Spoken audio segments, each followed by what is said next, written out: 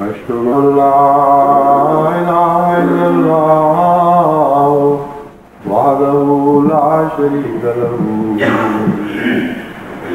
وأشهد أن محمدا عبده ورسوله أما بعد فأعوذ بالله من الشيطان الرجيم بسم الله الرحمن الرحيم الحمد لله رب العالمين الرحمن الرحيم مالك يوم الدين إياك نعبد وإياك نستعين اهدنا الصراط المستقيم صراط الذين أنعمت عليهم غير المغضوب عليهم ولا الضالين. گزشتہ چند سالوں سے میں جہاں جماعت احمدیہ کو دعوت اللہ کی طرف مسلسل توجہ دلا رہا ہوں، وہاں ساتھ ہی اس بات پر بھی زور دیتا چلا آ رہا ہوں کہ اپنے کردار کو عظیم بنانے کی کوشش کریں. قرآن کریم سے بارہا متعدد جگہ یہ واضح ہدایت ملتی ہے کہ جب تک کردار میں عظمت نہ ہو، نہ بات میں عظمت پیدا ہو سکتی ہے، نہ دعا میں عظمت پیدا ہو سکتی ہے. ایک جگہ قرآن کریم فرماتا ہے کہ تمہاری دعا آسمان کی طرف رفعت اختیار نہیں کر سکتی، آسمان کی طرف بلند نہیں ہو سکتی جب تک تمہارا کردار اسے بلند نہ کر رہا ہو.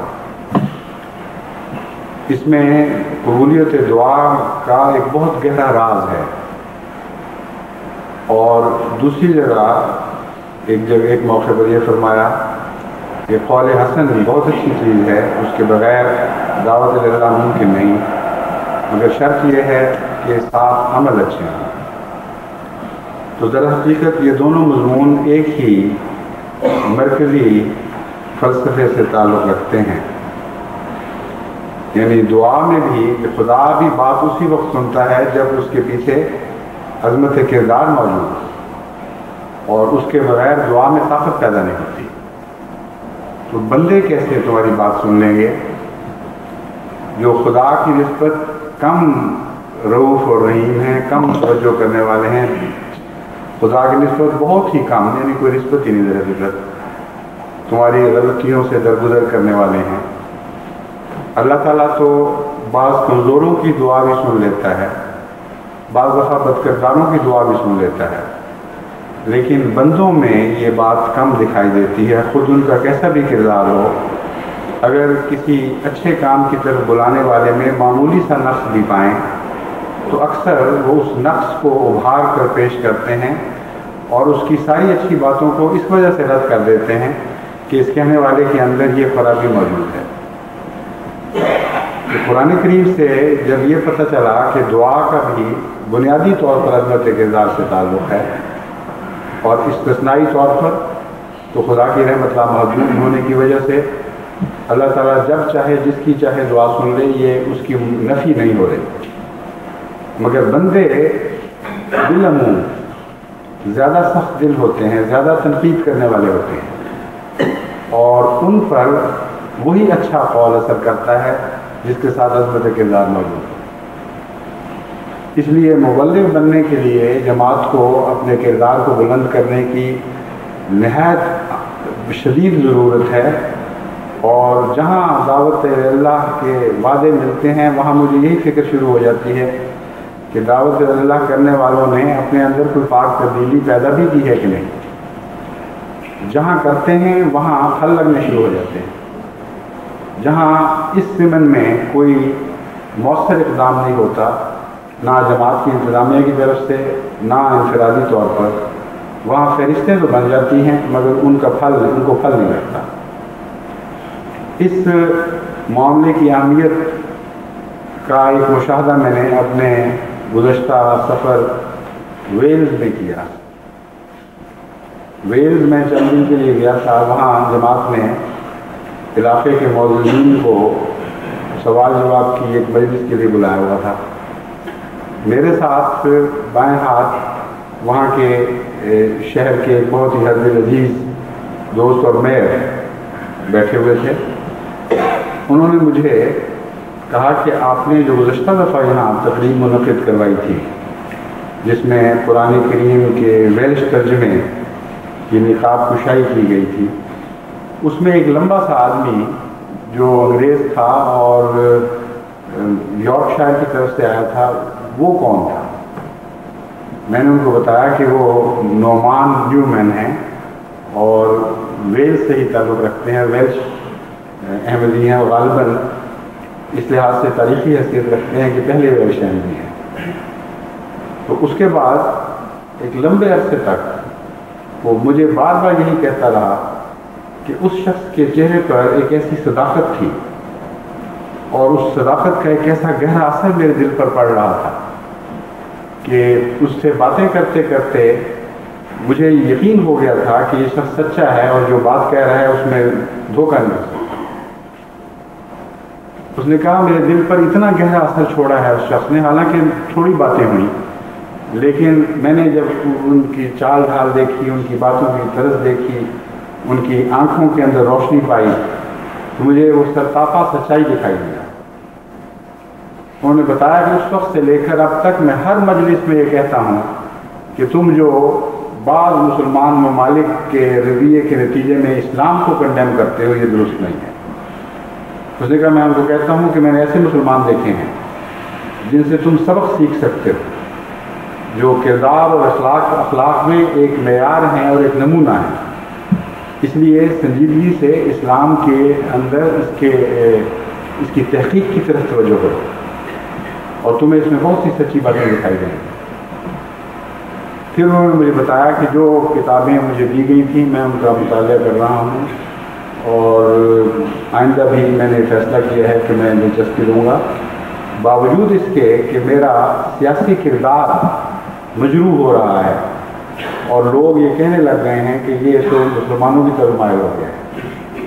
اور باوجود اس کے کہ بعض لوگ یہاں ایسے جاہل ہیں کہ جب میں ان کو سمجھاتا ہوں تو وہ یہ کہہ دیتے ہیں کہ تم ڈیول کے اثر کے نیچے آ گئے. لیکن میں ان کو کہتا ہوں کہ تمہاری یہ جہالت اصل میں ڈیول کا اثر ہے، کیونکہ سچائی کی تلاش کا نہ ہونا جہالت ہے اور سچائی کی طرف سے آنکھیں بند کر لینا اور اس امکانی رستے کو ہمیشہ کے لیے بند کر لینا کہ تمہارے علاوہ بھی سچائی پائی جا سکتی ہے. اس نے کہا میرے نزدیک یہ شیطانیت ہے اور واقعتاً یہ بات درست ہے. تو یہ جو نیک اثر اتنا اچھا چھوڑا ہمارے ایک احمدی مخلص انگریز دوست نے، یہ وہاں ختم نہیں ہوا، اس شخص تک ختم نہیں ہوا جس پر یہ اثر پڑا تھا، بلکہ آگے وہ اس اثر کا مشن بردار بن گیا ہے اور بااثر ہونے کی وجہ سے خدا کے فضل سے بڑے بڑے اچھے حلقوں میں وہ باتیں پہنچ رہی ہیں. اور اللہ تعالیٰ کے فضل سے وہ دوست جو اب اس مجلس میں آئے تھے ان کے اندر بھی ایک نمایاں تبدیلی میں نے دیکھی، دلچسپی پائی اور سب نے اس بات کا، سب نے تو نہیں مگر بھاری اکثریت نے اس بات کا اظہار کیا کہ ہم اس دلچسپی کو مستقل کرنا چاہتے ہیں اور یہ عارضی ملاقات نہیں ہوگی بلکہ ہم انشاءاللہ تو انہوں نے نہیں کہا تھا، میں اپنی طرف سے داخل کر رہا ہوں کہ وہ ہم ضرور جماعت کے لٹریچر کا مطالعہ کریں گے. چنانچہ ایک دوست نے ہم جب دوسرے دن روانہ ہوئے ہیں تو رستے میں ایک جگہ تھوڑی دیر کے لیے رکے. وہاں انہوں نے اپنے احمدی دوست کو کہا ہوا تھا کہ جب وہ آئیں تو مجھے ضرور ملائیں، میں نے ساتھ تصویر بھی کھنچوانی ہے اور باتیں بھی کرنی ہے. چنانچہ انہوں نے بھی اسی قسم کے نئے خیالات کا اظہار کیا. تو جماعت کے لیے جو دلچسپی پیدا ہو رہی ہے وہ اسلام کے لیے ایک عظیم دروازہ کھل رہا ہے، اور یہی وہ رستہ ہے جس سے لوگوں نے دراصل اسلام میں داخل ہونا ہے۔ ارد گرد دیواریں کھڑی کر دی گئی ہیں۔ بہت سے مسلمان ممالک نے اپنے جاہلانہ رویے کے نتیجے میں اسلام کو بدنام کیا ہے، اور جگہ جگہ ان رستوں کو بند کر دیا گیا ہے جن رستوں سے لوگ اسلام میں داخل ہو سکتے تھے۔ اس لیے اب دروازہ اگر کوئی ہے تو جماعت احمدیہ کا دروازہ ہے، لیکن اس دروازے کو وسیع کرنا یہ بنیادی مسئلہ ہے، اور یہ دروازہ اس طرح تو نہیں ہے جس طرح ہماری اس مسجد کے سامنے دروازہ ہے یا آپ کے گھروں کے دروازے ہوتے ہیں۔ یہ ایک تمثیلی دروازہ ہے جو وسعت اختیار کر سکتا ہے، اور یہ وسعت احمدیوں نے اپنے عظمت کردار کے ذریعے پیدا کرنی ہے، ورنہ یہ دروازہ خود تنگ رہے گا اور کھلے گا نہیں۔ ایک نعمان کی ضرورت نہیں ہے، لاکھوں کروڑوں نعمانوں کی ضرورت ہے جو مختلف ملکوں میں پیدا ہوں اور اپنے عظمت کردار کے ذریعے لوگوں کو اسلام کی طرف متوجہ کریں، اور ان کے دل کے رستے سے لوگ پھر اسلام میں داخل ہونا شروع ہوں۔ ان کی آنکھوں کی راہوں سے وہ اسلام کے حسن کا مطالعہ کریں۔ اس نقطۂ نگاہ سے داعین اللہ کی ضرورت کی شدت محسوس ہو رہی ہے، مگر اس نوع کے داعین اللہ جس کا میں بیان کر رہا ہوں کہ ان کے ساتھ ان کے کردار میں ایک حسن اور کشش ہو۔ بعض لوگ یہ کہہ دیتے ہیں کہ ہمارا کردار ٹھیک ہے، ہم نمازیں پڑھتے ہیں، ہم جھوٹ نہیں بولتے، ہم کسی کا حق نہیں مارتے، اور یہی تبلیغ ہے۔ لیکن یہ غلط فہمی میں دور کرنا چاہتا ہوں کہ قرآن کریم نے عظمت کردار کی اہمیت بیان کرنے کے باوجود قول حسن کو پہلے رکھا ہے۔ وَمَنْ أَحْسَنُ قَوْلًا مِمَّنْ دَعَا إِلَى اللَّهِ، اور گونگی شرافت کا نام نہیں دیا۔ اور انبیاء کی تاریخ جو ہمارے سامنے پیش کی ہے اس میں کہیں بھی گونگی شرافت دکھائی نہیں دیتی، بلکہ امر واقعہ یہ ہے کہ شرافت کو دیکھ کر اگر وہ گونگی ہو تو مخالفت ختم ہو جایا کرتی ہے، اور لوگ یہ اصرار کرتے ہیں کہ تم شریفانہ زندگی بسر کرو لیکن منہ سے کچھ نہ بولو، ہم تمہیں کچھ نہیں کہیں۔ تو دعوت اللہ محض عظمت کردار سے نہیں ہوا کرتی، اس کے لیے زبان کا حرکت میں آنا بہت ضروری ہے، اور اس کے نتیجے میں شرافت کے باوجود پھر مخالفتیں پیدا ہوتی ہیں۔ لیکن جو شریف دل ہیں ان کو شرافت جیت لیتی ہے، جو بد کردار لوگ ہیں یا کجی رکھنے والے لوگ ہیں وہ اپنے دل کے مرض کا شکار ہو جایا کرتے ہیں۔ لیکن بنیادی بات یہی ہے کہ ایسے داعین اللہ کی ضرورت ہے جن کی زبان بھی قول حسن پر قائم رہے، اور قول حسن کی تعریف میں پہلے بارہا کر چکا ہوں۔ اس میں دلیل کی بات نہیں ہے، صرف اس میں حسن کلام کی بات ہے، یعنی ایسے رنگ میں بات کی جائے جس میں دلکشی پائی جائے۔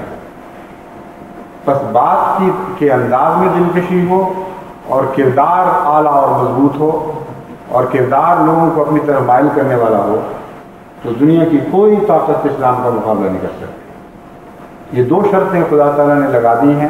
اس کے بعد فرمایا ہے کہ جاؤ میدان میں، کامیابیاں تمہارے قدم چومیں گی۔ وہ جو تمہاری جان کے دشمن ہیں، یہاں تک یہ آیت فرماتی ہے آگے جا کے، وہ جان نثار دوست بن جائیں گے۔ لیکن ایک اور شرط ساتھ یہ لگائی کہ صبر بھی ساتھ رکھنا۔ وہ لوگ جو صبر کے ساتھ ان باتوں پہ قائم رہیں گے، یعنی قول حسن کے ذریعے، خوبصورت کلام کے ذریعے لوگوں کو اپنی طرف مائل کرتے رہیں گے، اور ان کا کردار ان کے کلام کو جھٹلانے والا نہیں بلکہ تقویت دینے والا ہوگا، ان کو یہ خوشخبری ہے کہ اگر وہ صبر کے ساتھ، استقامت کے ساتھ اس طریق پر کارگر ہوں تو ان کے لیے کامیابیاں ہی کامیابیاں ہیں۔ اور دشمنی کا ذکر ضرور فرمایا کہ اس کے باوجود قول حسن اور اعلیٰ کردار کے باوجود دشمنی ہوا کرتی ہے۔ فرمایا تم اس پر قائم ہو جاؤ، دشمنیاں تبدیل کرنا ہمارا کام ہے، اور ہم دشمنوں کے دلوں سے رحمت کے چشمے پھوڑ دیں گے، یہاں تک کہ وہ لوگ جو تمہارے خون کے پیاسے ہیں تم پر خون نچھاور کرنے میں اپنا فخر سمجھیں گے۔ کتنا عظیم الشان پیغام ہے، اور کتنے مختصر الفاظ میں خدا تعالیٰ نے اس سارے مضمون کو وہ جو ایک سمندر کی طرح ہے ایک کوزے میں بند کر دیا ہے۔ بس داعین اللہ کے لیے بڑا ضروری ہے کہ وہ فوری طور پر اپنے کردار کا محاسبہ کریں اور اپنی طرز کلام کا بھی محاسبہ کریں۔ بہت سے مبلغین میں نے ایسے دیکھے ہیں جو زندگیاں تبلیغ میں صرف کرتے ہیں لیکن ان کی بات کاٹنے والی ہوتی ہے. وہ جب آگے سے کوئی سختی کی بات سنتے ہیں یا تیزی دیکھتے ہیں تو جواب میں بھی وہ تیزی پیدا کرتے ہیں اور وہ سمجھتے ہیں کہ دشمن کو شکست دینا ہمارا کام ہے. حالانکہ دشمن کو شکست دینا ہرگز کام نہیں ہے، دشمن کا دل جیتنا کام ہے. فَإِذَا الَّذِي بَيْنَكَ وَبَيْنَهُ عَدَاوَةٌ كَأَنَّهُ وَلِيٌّ حَمِيمٌ. یہ مقصد بنا دیا خدا تعالیٰ نے تبلیغ کا، اور کتنا واضح مقصد ہے. یہ نہیں فرمایا کہ پھر تم دشمن کو شکست پہ شکست دیتے چلے جاؤ گے، فرمایا کہ پھر یہ ہوگا اور یہ ہونا چاہیے کہ شدید دشمن بھی تمہارا محب اور جانثار دوست بن جائے. جس کو آپ نے دوست بنانا ہو اس کو تیز کلام کے لیے ذریعے تو دوست نہیں بنایا جا سکتا. گھروں میں بچوں میں نے دیکھا ہے جب گفتگو چلتی ہے اگر کوئی ایک بچہ دوسرے کو تیزی سے جواب دے تو وہ دوسرا اور تیزی سے جواب دیتا ہے، یہاں تک کہ بعض دفعہ لڑائیاں شروع ہو جاتی ہیں، ایک دوسرے کو جو ہاتھ میں مارنا شروع کر دیتے ہیں. تو وہ لوگ جو پہلے ہی آپ کی جان کے دشمن ہیں، قرآن کریم فرماتے ہیں جان کے دشمن، ان کے ساتھ اب تیز کلامی سے کس طرح مقابلہ کریں. ان کے اندر جو بد رجحانات ہیں ان کو اور بھی آپ آگ لگا دیں گے، ان کے اندر جو مخالفتوں کا تیل ہے ان کو تیلی دکھائیں گے. اس لیے قرآن کریم نے بہت ہی حسین اور بہت ہی کامل کلام فرمایا ہے یہ سب کچھ کرو لیکن مقصد یہ پیش نظر رکھنا کہ تم نے دشمنوں کے دل جیتنے ہیں. اور قول حسن اس تعریف کے تابع ہے. قول حسن کا یہ مطلب نہیں ہے کہ تم غالب آ جاؤ بحث میں، کیونکہ بحث میں غالب آنے کے نتیجے میں دل ضروری نہیں کہ جیتے جائیں، بعض دفعہ مخالفتیں بڑھ جایا کرتی ہیں. بعض دفعہ دشمن پھیٹا محسوس کرتا ہے، اپنے آپ کو ذلیل محسوس کرتا ہے اور رد عمل میں اور زیادہ سختی کرتا ہے. تو فرمایا تمہاری طرز کلام حسین ہونی چاہیے، یعنی دل جیتنے والی ہو. اور عمل کے متعلق تو پہلے ہی میں نے بتا دیا ہے، وعمل صالحا، جب اعمال حسین ہوں تو قول کے اندر نہ صرف یہ کہ مزید حسن پیدا ہوتا ہے بلکہ وزن پیدا ہو جاتا ہے. اس کے بغیر حسین قول کھوکھلا ہوتا ہے، اس میں جذب کی طاقت نہیں ہوتی. انفرادی طور پر تو ہمیں ضرورت ہے ہی، لیکن اب قومی طور پر نئی صدی کے ساتھ اتنے بڑے بڑے رستے کھل رہے ہیں کہ صرف یہ سوال نہیں ہے کہ ہم اپنے دروازے کھولیں، خدا تعالیٰ کی تقدیر لوگوں اور قوموں کے دلوں کے دروازے کھول رہی ہے. اور بعض ایسی قوموں کی طرف سے جماعت احمدیہ کے ساتھ رابطے ہو رہے ہیں جن میں پہلے کبھی تبلیغ کے لیے کوئی دروازہ نہیں کھلا گیا اور مطالبے شروع ہو گئے. چین کی طرف سے بجائے اس کے کہ ہماری کوششیں کارآمد ثابت ہوتی یا بارہا ثابت ہوتی، مسلسل ایسے لوگوں کی طرف سے رابطے ہو رہے ہیں جن سے ہمارا کوئی رابطہ نہیں تھا، لیکن اس کا آغاز بھی ایک اچھے احمدی کے اعلیٰ کردار کے نتیجے میں ہوا. ایک چینی افسر، ایک چینی اسکالر باہر آئے ہوئے تھے، ایک پروفیسر باہر آئے ہوئے تھے، اس طرح رابطے ہوتے ہیں. اس نے ایک ایسے احمدی کو دیکھا جس کو اس نے مختلف پایا، اور وہ ایسا احمدی تھا جس کی شرافت گونگی نہیں تھی بلکہ بولنے والا تھا. اس کے کردار میں دلچسپی ہوئی، اس نے زبانی اس کو بتانا شروع کیا کہ میں کیوں مختلف ہوں، ہمارا کیا اخلاقی ضابطہ ہے جس کے نتیجے میں، جس کی پیروی کے نتیجے میں تم میرے اندر ایک فرق دیکھ رہے ہو. چنانچہ اسلام کا تعارف، احمدیت کا تعارف، اور اس کے نتیجے میں ایک خاص مثال جو میرے سامنے ہے، اس نے وسیع پیمانے پر، کیونکہ صاحب اثر آدمی تھا، چین سے رابطے شروع کیے. شروع میں ان رابطوں کا منفی نتیجہ نکلا اور اس کو بڑی سختی سے ہدایتیں آئیں کہ خبردار اس فرقے کے قریب نہ جانا، یہ تو بڑا خطرناک فرقہ ہے اور مرتد لوگ ہیں، اور جو باتیں ہم نے سنی ہوئی تھیں وہ دورانی کی تھی. میں نے بھی ان سے رابطہ اپنا قائم رکھا، ان کو کہا کہ آپ یہ ایک طرفہ باتیں سن کے ٹھنڈے نہ ہوں، دشمن یہ کیا کرتے ہیں ایسی باتیں. خدا تعالیٰ نے ہدایت کے راستے میں شیطان بھی لگائے ہوئے ہیں، وہ آوازیں دیتے چلے جاتے ہیں کہ نہیں یہ غلط راستہ، ادھر آؤ ادھر آؤ، کان میں باتیں پھونکتے ہیں، پس پردہ یا پیٹھ کے پیچھے باتیں کرتے ہیں. اور اس کو کہتے ہیں اس سے دوسروں سے بات کرنے کی ضرورت ہی کوئی نہیں، تو ہماری بات سنو اور سمجھ لو کہ یہ شیطانی لوگ ہیں، ان کے ساتھ ان کے قریب بھی نہیں جانا۔ اس لیے آپ لٹریچر کا مطالعہ ضرور کر لیں، ان کو موقع دیں، ہمیں بھی موقع دیں۔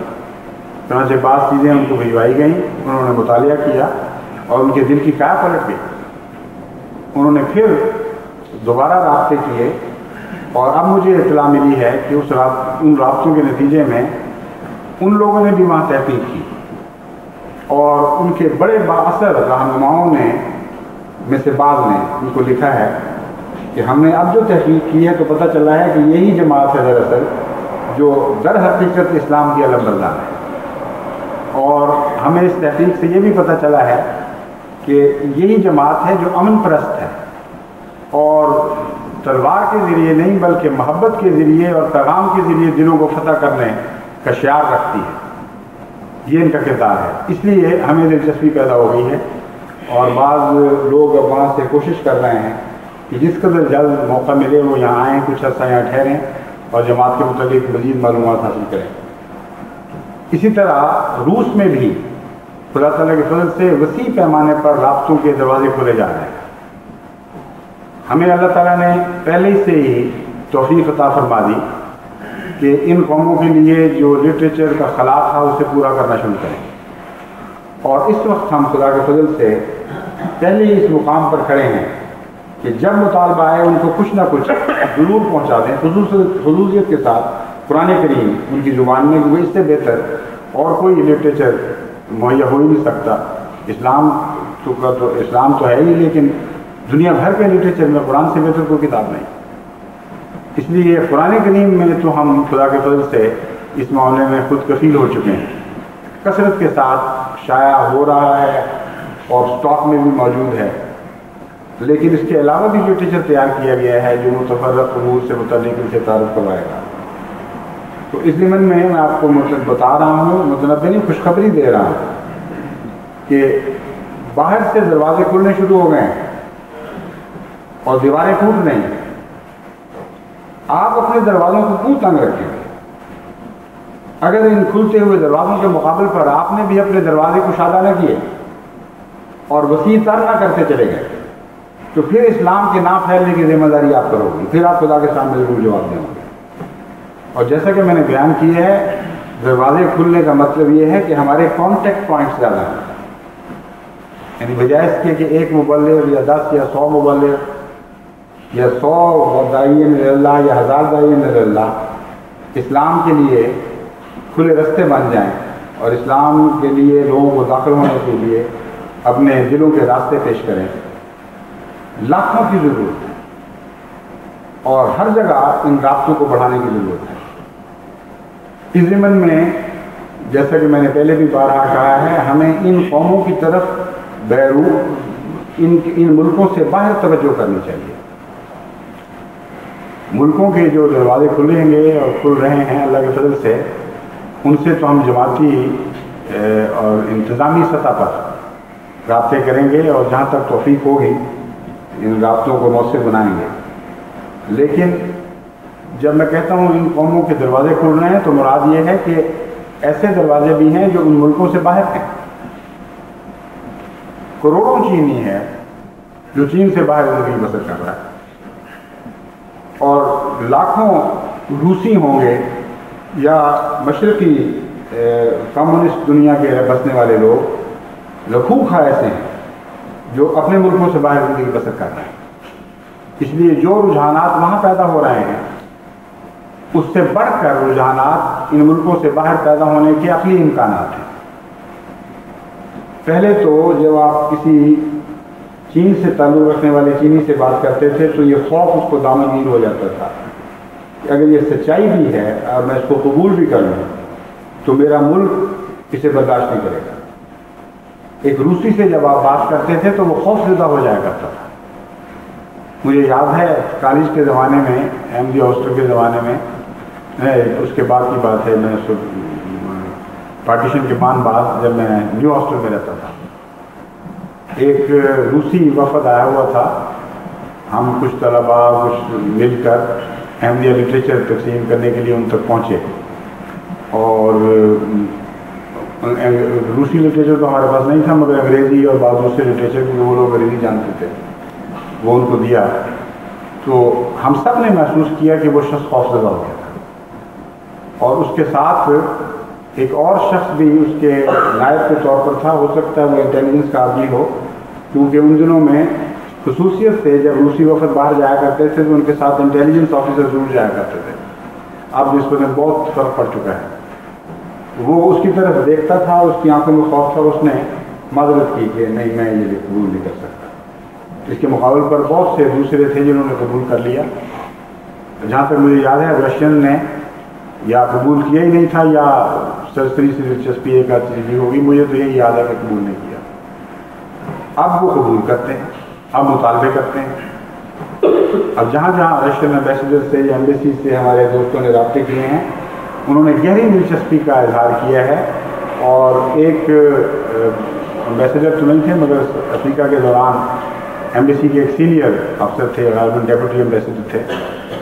انہوں نے مجھ سے، ان کو پہلے پہنچ چکا تھا قرآن کریم، انہوں نے مجھ سے بہت ہی تعریف کی کہ یہ تو ایسا اعلیٰ درجے کا ترجمہ ہے کہ اس سے دل پر گہرا اثر پڑتا ہے اور آپ کو اس کو روس میں پھیلانا چاہیے.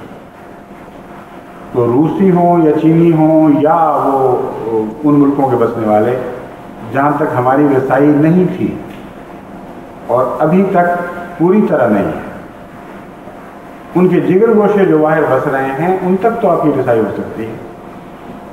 بہت سے احمدیوں کو جن کو بھی توفیق ملے باہر ان علاقوں کے باہر کے احمدیوں کو، ان کو اپنا ایک مشن بنانا چاہیے کہ ہمارے لیے ان قوموں سے اسلام کے رابطوں میں اضافہ ہو جائے اور ہم وہ دروازہ بن جائیں جن سے یہ اسلام میں داخل ہوں. اور اس طرح اسلام کا دروازہ وسیع ہوگا اور جتنے احمدی زیادہ اس میں شامل ہوں گے اتنے ہی اس میں وسعت پیدا ہوتی چلی جائے گی. اس ضمن میں ایک اور بہت ضروری نصیحت یہ ہے، پہلے بھی کی تھی لیکن دوست عموماً بھول جاتے ہیں، اس لیے بعض نصیحتیں بار بار کرنی پڑتی ہیں.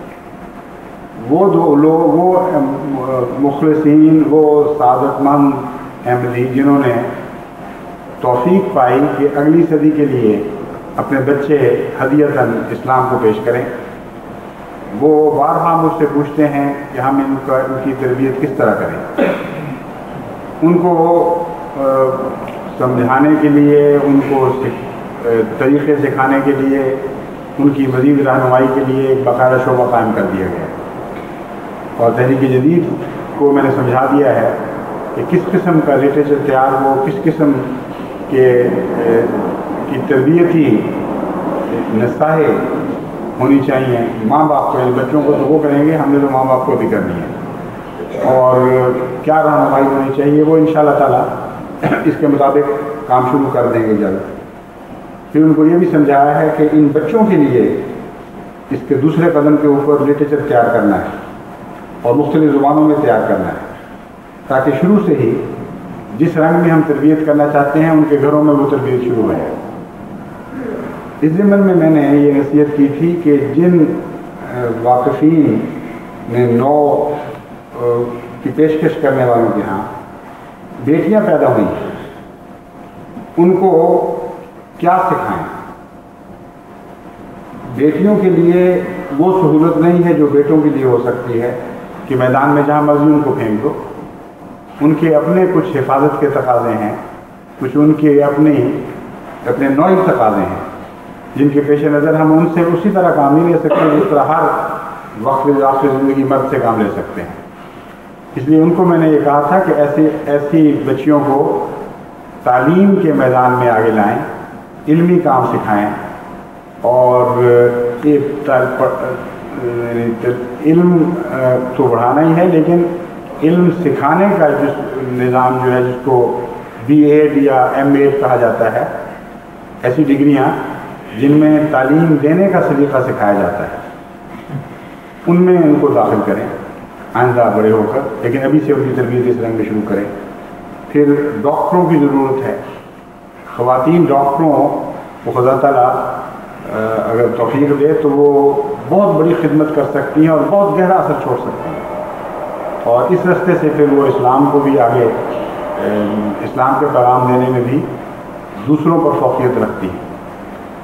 اس لیے احمدی خواتین کو ڈاکٹر بن کر اپنی زندگیاں پیش کرنی چاہیے، یا ان بچوں کو ڈاکٹر بنایا جائے، جو بچیوں کو جو خدا تعالیٰ کے فضل سے وقت نو میں پیدا ہوئی ہیں. اسی طرح میں نے زبانوں کا کہا تھا، اور جن زبانوں کی ہمیں ضرورت پڑنے والی ہے ان میں روسی اور چینی 2 زبانیں خصوصیت کے ساتھ اہمیت رکھتی ہیں.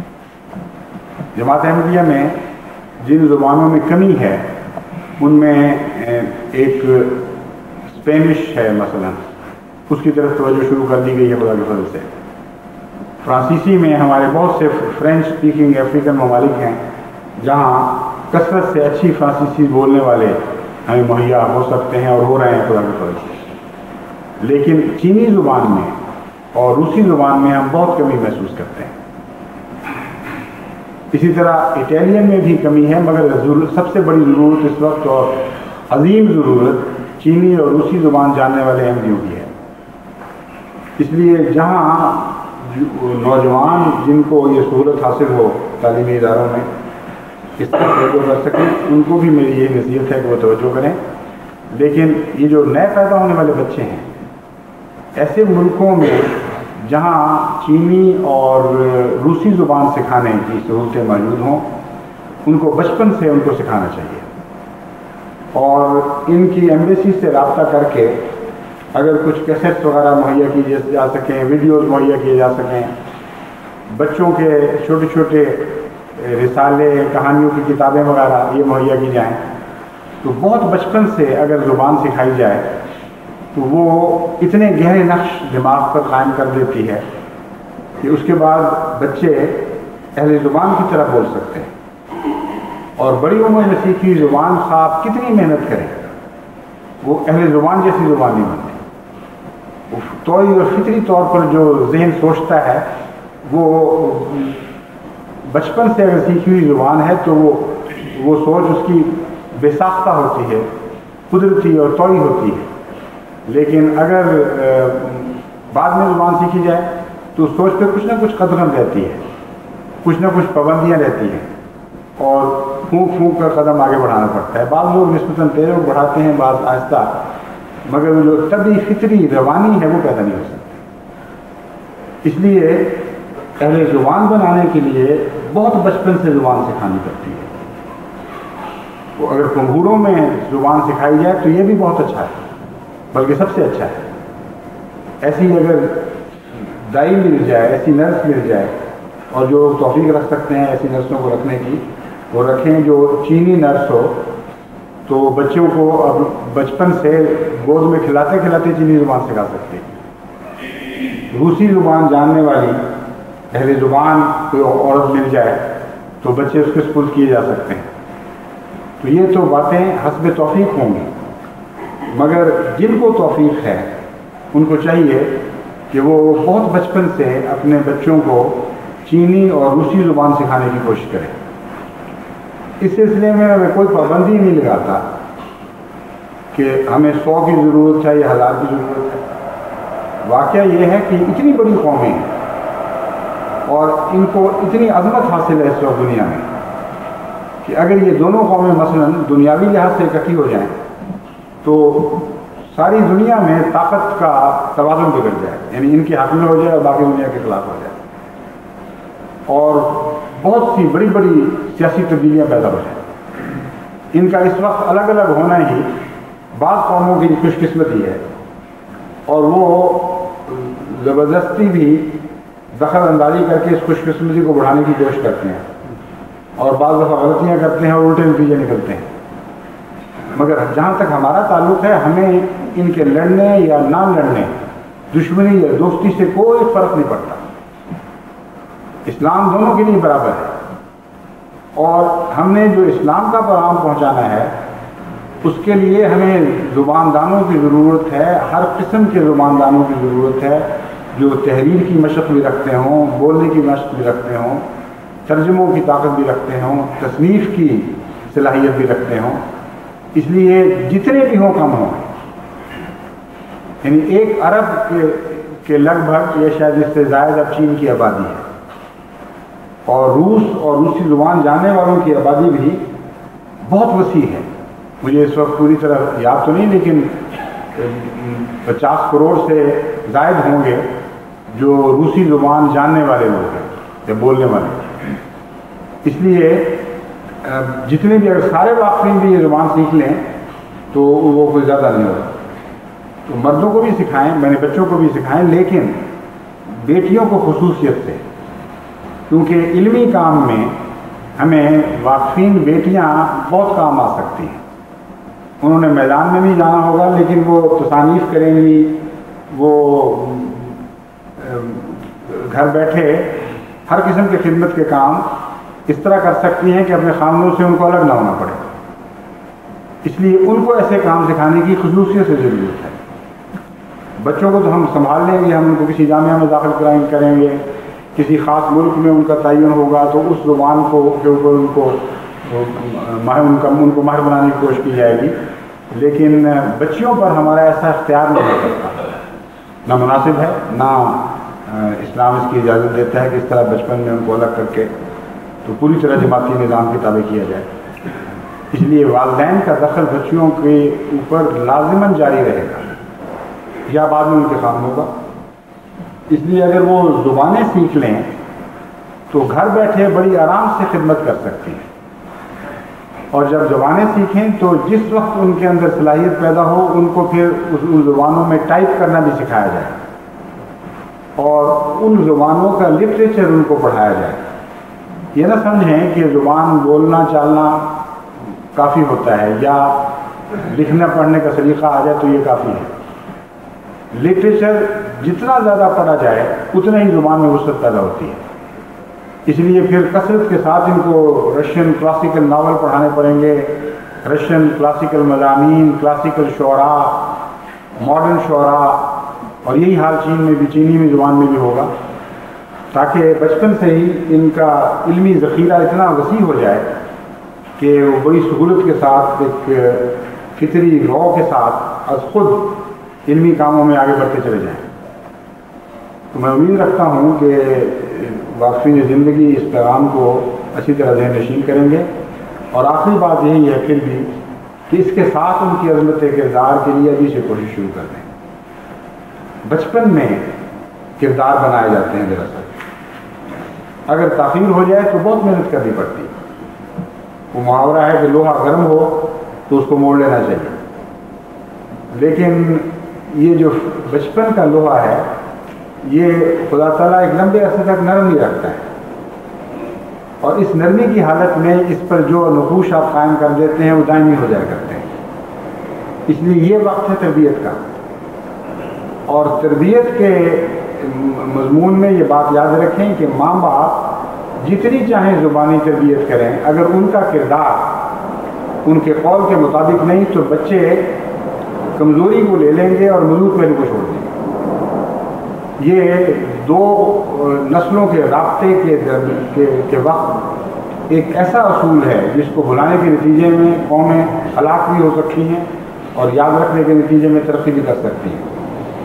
ایک نسل اگلی نسل پر جو اثر چھوڑا کرتی ہے اس میں عموماً یہ اصول کا فرما ہوتا ہے کہ بچے ماں باپ کی کمزوریوں کو پکڑنے میں تیزی کرتے ہیں اور ان کی مضبوط کردار ان کی باتوں کی طرف کم توجہ کرتے ہیں.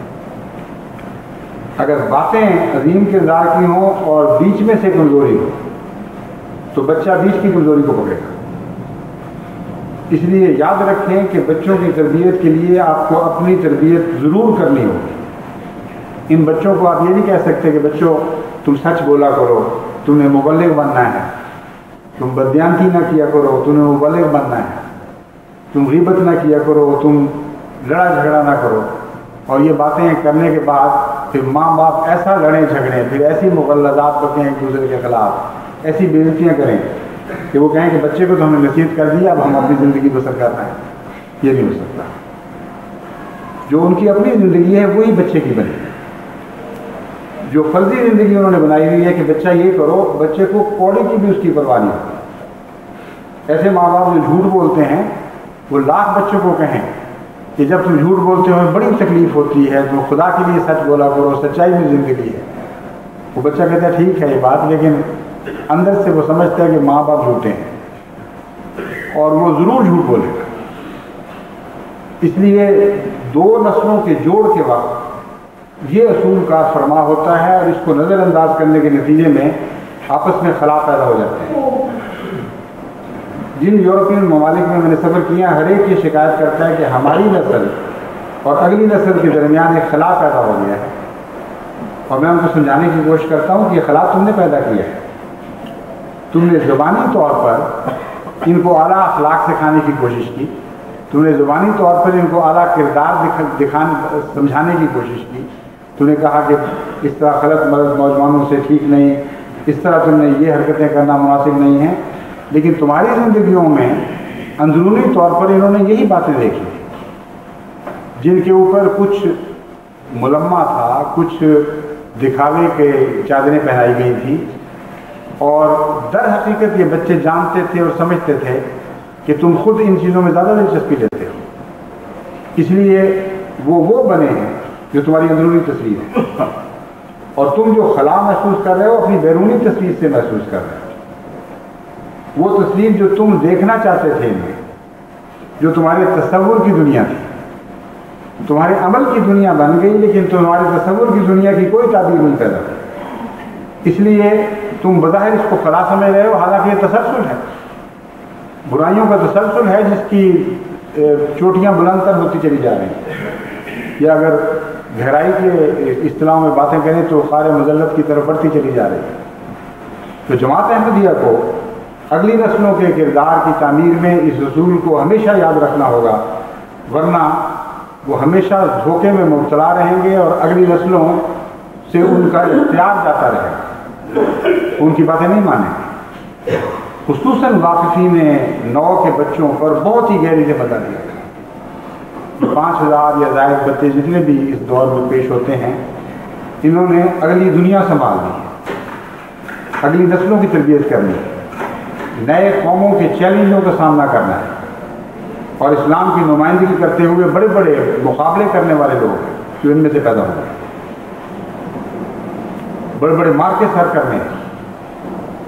آپ اگر اس مضمون کو بھول کر عام غفلت کی حالت میں اپنی سابقہ زندگی بسر کرتے چلے جائیں گے تو آئندہ پیدا ہونے والے واقفین پر آپ کے بد اثرات مرتب ہو جائیں گے، اور پھر جماعت جتنا بھی کوشش کرے گی ان کی ویسی اصلاح نہیں کر سکتی۔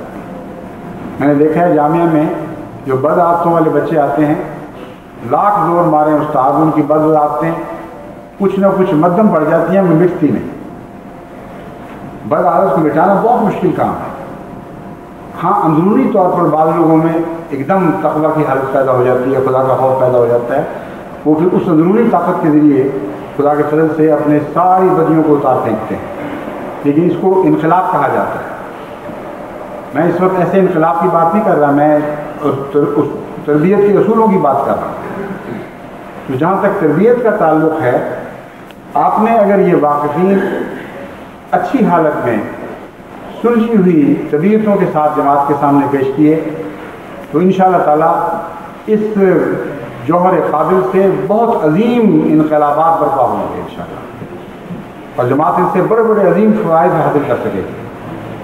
لیکن اگر معمولی کجیوں والے بھی آئے تو بعض دفعہ وہ کجیاں پھر بڑھنی شروع ہو جاتی ہیں، بعض دیواروں میں رکھنے پڑتے ہیں، وہ سطحی ہوتے ہیں، اور انجینئر دیکھتے ہیں کہتے ہیں کوئی خطرے کی بات نہیں، مگر بعض گہرے ہوتے ہیں اور وہ وقت کے ساتھ پھٹنے شروع ہو جاتے ہیں، اور پھر چھتیں بھی ان کی وجہ سے گر جاتی ہیں۔ تو بنیادی اخلاقی کمزوریاں ان گہرے رخنوں سے کے مشابہ ہوا کرتی ہیں۔ ان کو اگر ایک دفعہ آپ نے پیدا ہونے دیا تو آئندہ نسلوں کی چھتیں گرا دیں۔ اس لیے خدا کا خوف کرتے ہوئے، استغفار کرتے ہوئے اس مضمون کو خوب اچھی طرح ذہن نشین کریں اور دل نشین کریں، اور اپنے کردار میں ایک پاکیزہ تبدیلی پیدا کریں، تاکہ آپ کی یہ پاکیزہ تبدیلی اگلی نسلوں کی اصلاح اور ان کی روحانی ترقی کے لیے کھاد کا کام دے اور بنیادوں کا کام دے، جس پر عظیم عمارتیں تعمیر ہوں۔ اللہ تعالیٰ ہمیں اس کی توفیق عطا فرمائے۔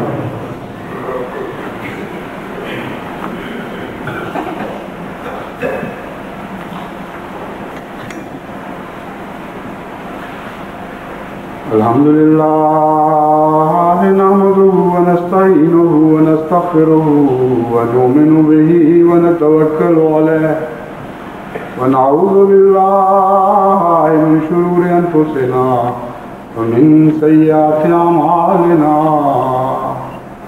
من يهده الله فلا مضل له ومن يضلل فلا هادي له ونشهد أن لا إله إلا الله وحده لا شريك له ونشهد أن محمدا عبده ورسوله عباد الله رحمكم الله إن الله يأمر بالعدل والإحسان وإيتاء ذي القربى وينهى عن الفحشاء والمنكر والبغي يعظكم لعلكم تذكرون اذكروا الله يذكركم وادعوه يستجب لكم ولذكر الله أكبر